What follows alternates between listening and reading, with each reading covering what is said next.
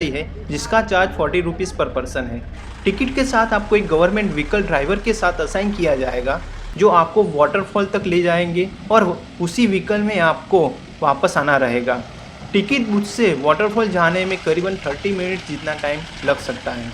ये जो राइड है वो आपकी वेलकम टू दूधसागर वाटरफॉल्स। यहाँ प्राइवेट पार्किंग की फैसिलिटी अवेलेबल है। ये जो टिकट बूथ देख रहे हो यहाँ से आपको एंट्री टिकट लेनी रहेगी जिसका पर पर्सन चार्ज 500 रुपीज़ है। बाद में आपको वहाँ से ही लाइफ जैकेट लेना पड़ेगा जो कंपलसरी है जिसका चार्ज 40 रुपीज़ पर पर्सन है। टिकट के साथ आपको एक गवर्नमेंट व्हीकल ड्राइवर के साथ असाइन किया जाएगा जो आपको वाटरफॉल तक ले जाएंगे और उसी व्हीकल में आपको वापस आना रहेगा। टिकट बूथ से वाटरफॉल जाने में करीबन 30 मिनट जितना टाइम लग सकता है। ये जो राइड है वो आपकी टोटली एडवेंचर राइड हो जाएगी क्योंकि जंगल का रास्ता है और कुछ रिवर के बीच में से क्रॉस करते हुए जाना है। वैसे तो आप इसे वाटर स्ट्रीम यानी झरने भी कह सकते हैं, लेकिन मज़ा आपको यहाँ पे बहुत ही आएगा। मैं 2 साल पहले 2018 में जब यहाँ आया था तब भी ये जगह ऐसे ही नेचुरल और खूबसूरत थी और आज भी बिल्कुल ऐसी ही है।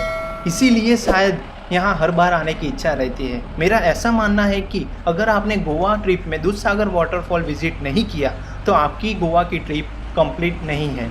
फॉरेस्ट में आगे बढ़ते हुए आपके रास्ते में सबसे पहले ही चेक पोस्ट आएगी जहाँ से आपको फॉरेस्ट एंट्री टिकट लेनी रहेगी जिसका पर पर्सन चार्ज 50 रुपीज़ है। अगर आपके पास कोई कैमरा है तो उसकी भी सेपरेट टिकट लेनी रहेगी। चेक पोस्ट के बिल्कुल ही पास में एक छोटा सा गार्डन बनाया गया है जो एक नेचुरल एजुकेशन सेंटर है। अगर चेक पोस्ट पे ज़्यादा ट्रैफिक है तो ही आप ये जगह विजिट कर पाओगे। जहाँ हमने कार पार्क की थी और वाटरफॉल के लिए टिकट्स ली थी वो विलेज का नाम कोलेम है और वहाँ से दूधसागर वाटरफॉल का डिस्टेंस 10 किलोमीटर्स है। दूधसागर वाटरफॉल भगवान महावीर वाइल्ड लाइफ सेंचुरी में है जो गोवा फॉरेस्ट डिपार्टमेंट द्वारा मैनेज किया जाता है। दूधसागर वाटरफॉल को गोवा का लास्ट डेस्टिनेशन भी कहा जा सकता है क्योंकि उसके पीछे है कर्नाटका स्टेट। ये वाटरफॉल विजिट करने का बेस्ट टाइम मेरे हिसाब से नवंबर टू अप्रैल है। विंटर की सीज़न में किसी दिन अगर आप यहाँ पे आ रहे हो तो मेक श्योर आप अर्ली मॉर्निंग आ जाओ तो आपको ज़्यादा मज़ा आएगा।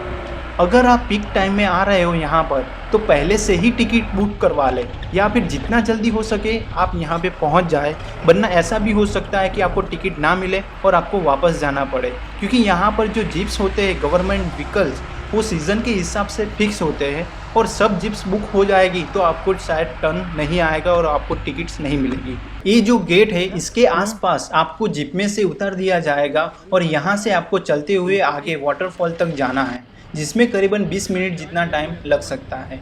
जितना मज़ा आपको जीप राइड में आया उससे भी ज़्यादा मज़ा आपको चलते हुए जाने में आएगा क्योंकि आप ऐसे रास्ते पे चल रहे होगे जो जंगल के बीच में है, पत्थरों पे बना हुआ है, आपको रिवर क्रॉस भी करनी पड़ेगी। वैसे तो यहाँ पर स्मॉल ब्रिज बनाए हुए हैं तो कोई प्रॉब्लम नहीं है।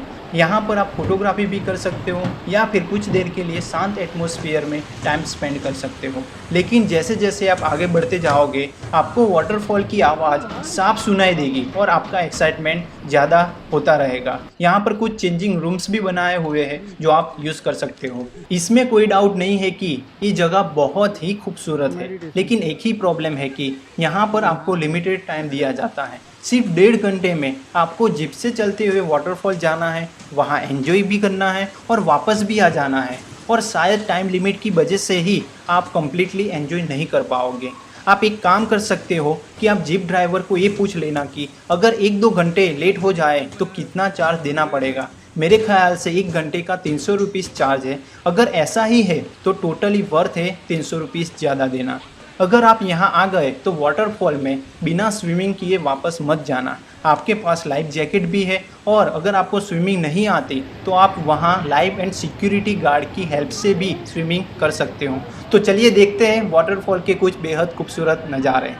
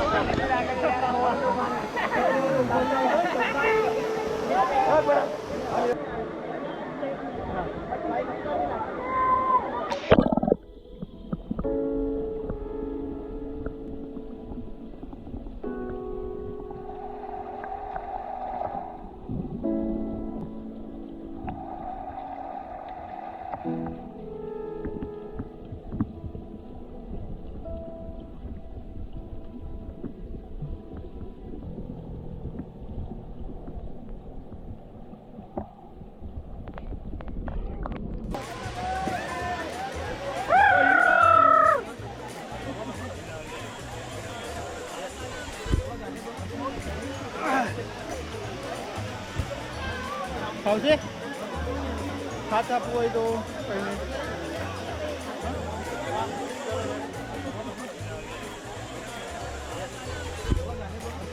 और ये कुछ फुटेजेस है जो मैंने रिकॉर्ड की थी जब मैं 2 साल पहले मार्च 2018 में आया था। ये 2 साल पहले की फुटेजेस मैंने यहाँ इसलिए रखी है कि आप देख सके कि ये जगह आज भी उतनी ही खूबसूरत है जितनी 2 साल पहले थी।